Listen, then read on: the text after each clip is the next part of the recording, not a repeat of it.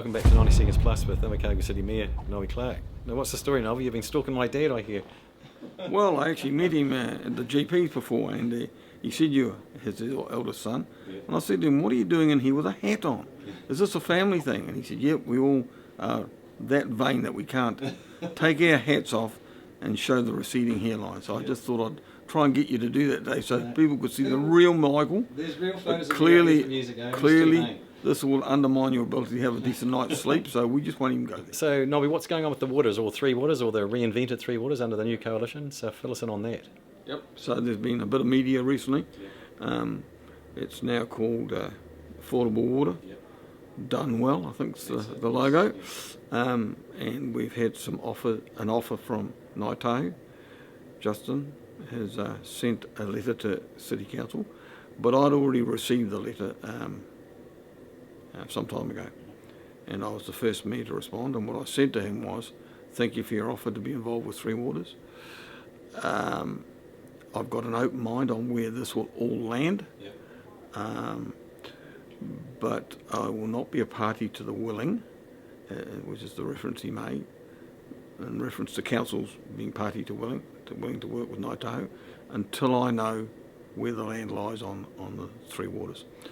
And I will not commit to anything that puts our ratepayers at additional costs. And I'm not convinced that being in a CCO, which is a council-controlled organisation or trading organisation, will be a benefit to us. I'm yet to be convinced on that, so I'm just taking my time. But the letter, unfortunately, has resurrected itself and came through our management system and was tabled at a meeting. Now, the players involved know that I'd already responded to Justin.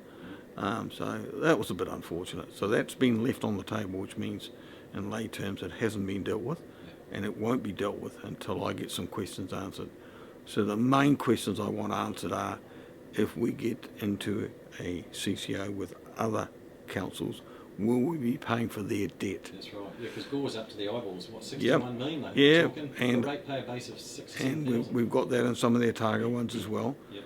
And so I'm not here to pay the debt off for other councils. I'm here to look after just the Invercargill ratepayers. So this is going to be a controversial area. Obviously, Tom, my deputy's made similar statements in the last month or so, or a bit beyond that, that he campaigned, as I did, on keeping a lid on our Three Waters things. So the default position is we just go it alone. If somebody can convince me that being in another organisation or with other councils where we might get some economy of scale, or we might get better returns, so be it. The questions I asked of my colleague councils in the Otago Southern area, and I've asked of staff, and I don't have a response to either, is will we be paying off the existing debt that sits with other councils? Will we have control of where the future investment's made? So for argument's sake, places like Queenstown that are expanding very quickly, will they get priority to the new money ahead of us having a second water supply, given that that's a very high need for us, but it won't be a priority for others? And who will make the decisions on those? Where will Ngāi Tahu fit in all of this? Do they want to sit at the table? Correct. Sort of thing? Do they want, with their investment around admin and what have you, will they want to do that? Will Ngāi Tahu be party to us and our consent process for our discharge plants? So we've got 2 discharge plants, one in Bluff coming up shortly, and another one a few years ahead in Clifton. If we don't get the status quo, which is our ability to discharge into the river, or in Bluff's case to discharge into the sea, we will have to discharge to land. That will more than double the debt that we've got on our city, on everything. And where are we going to get the land? Because most of the land down here is productive. It's either growing food or it's feeding animals. So Ngāi Tahu are being very careful at the moment. They're saying they're leaving it up to each rūnaka to determine, but my grapevine tells me that the tribe will be opposed to any discharge to water in future, which is what all the tribes said when the Labor government was running the show. What's the logic behind that? Oh, I don't know. I just think they don't want discharge water from our plants to go into areas where it might involve their kai gathering, seashells, fish, whatever.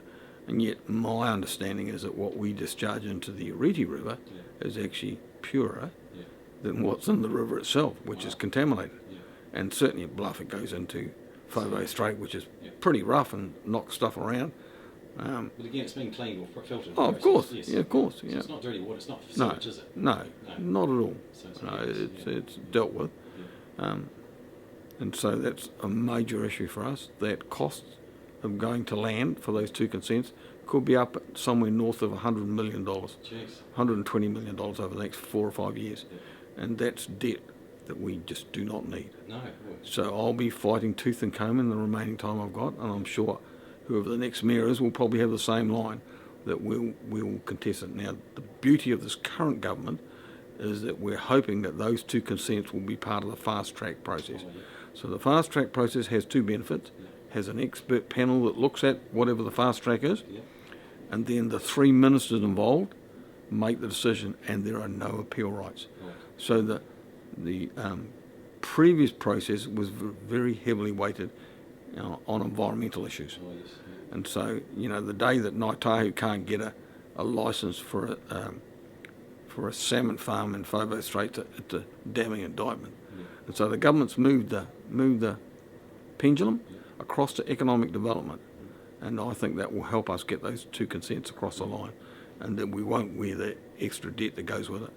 So some very, very serious decisions to make going forward, and you have to be very careful who you get into bed with around Three Waters, because that may be contentious as well.